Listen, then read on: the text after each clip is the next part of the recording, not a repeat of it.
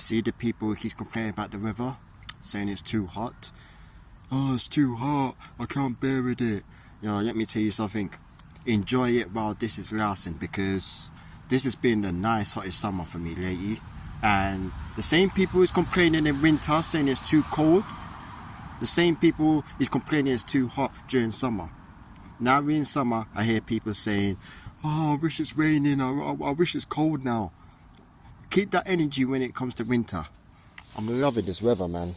It's 31 degrees today, and this is alright. Anything above 31 to 32 degrees for London, yeah, it can be like down, but I rather prefer the 35 to 37 degrees than being winter with minus what degrees, minus 5 degrees, minus 6 degrees. I'd rather be in this 40-degree heat wave than being in a minus whatever winter. You know what I mean?